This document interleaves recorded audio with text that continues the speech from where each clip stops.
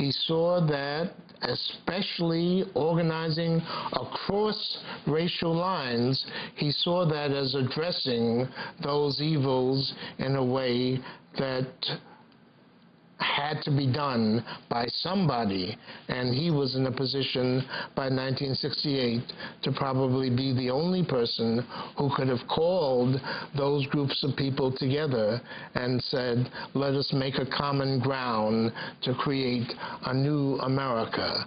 That was his hope.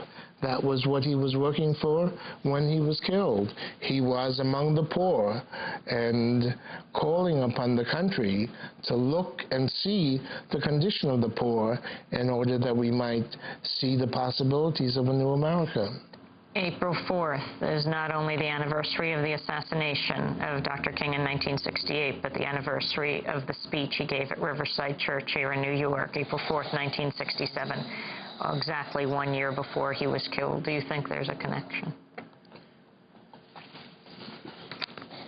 Amy, I have long felt, and I continue to feel, that it is impossible to understand Martin's assassination by only understanding a white segregationist man who killed Martin by himself.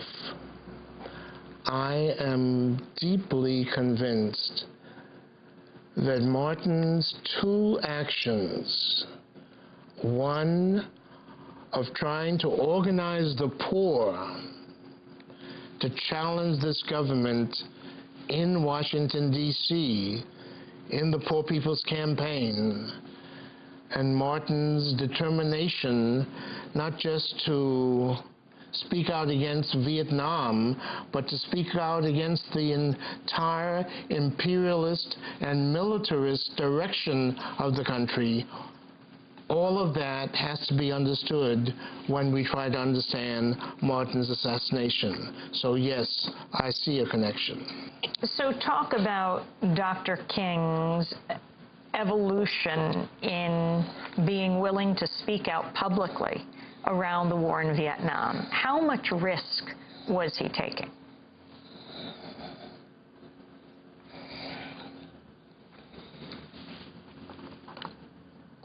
Let's talk about a risk that he was very aware of from the outset.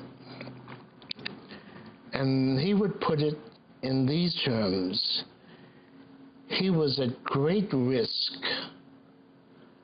of damaging his own soul and spirit if he did not speak out against what he knew was terrible.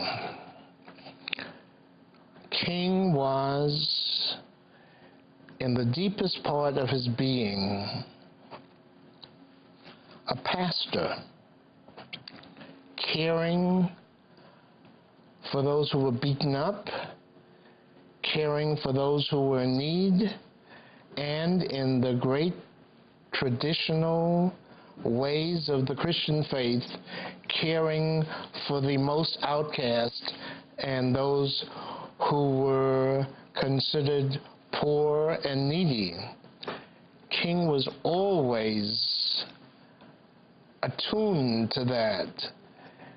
Had he not spoken on behalf of what the war was doing to those people in this country and overseas, he would not have been able to live with himself. Dr. Vincent Harding, former colleague and friend of Reverend King, he drafted King's Beyond Vietnam speech. We end today's broadcast with Dr. King in his own words, his last public words, given the night before his death. It was a stormy night. Hundreds of people, many of them sanitation workers he'd come to Memphis to march with, packed into the Mason Temple. And I want to say tonight,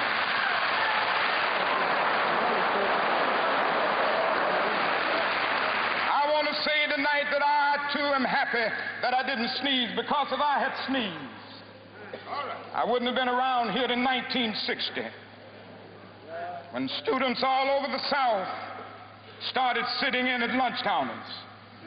And I knew that as they were sitting in, they were really standing up for the best in the American dream and taking the whole nation back to those great wells of democracy which were dug deep by the founding fathers in the Declaration of Independence and the Constitution. If I had sneezed, I wouldn't have been around here in 1961 when we decided to take a ride for freedom and ended segregation in interstate travel.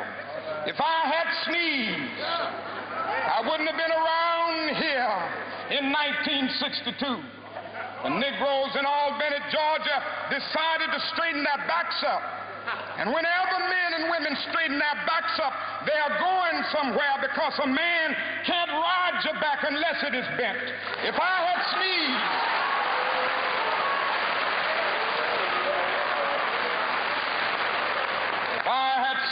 I wouldn't have been here in 1963. The black people of Birmingham, Alabama, aroused the conscience of this nation and brought into being the Civil Rights Bill. If I had sneezed, I wouldn't have had a chance later that year in August to try to tell America about a dream that I had had.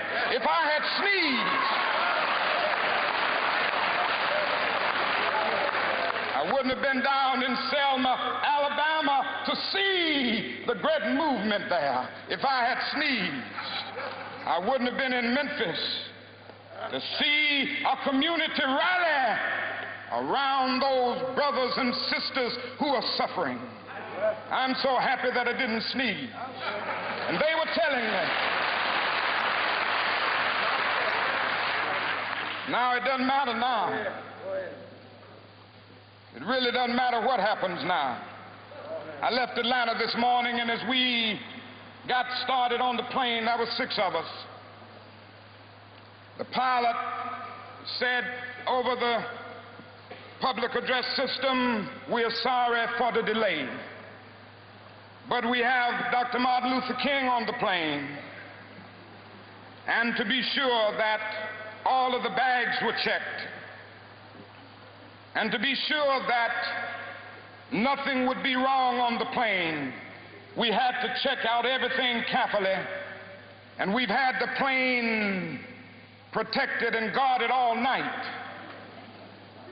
And then I got into Memphis, and some began to say the threats, talk about the threats that were out, what would happen to me from some of our sick white brothers. Well, I don't know what will happen now. We've got some difficult days ahead. But it really doesn't matter with me now, because I've been to the mountaintop.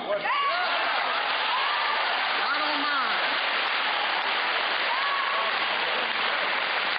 Like anybody, I would like to live a long life. Longevity has its place. But I'm not concerned about that now. I just want to do God's will. And He's allowed me to go up to the mountain. And I've looked over, and I've seen the promised land. I may not get there with you, but I want you to know tonight that we as a people will get to the promised land.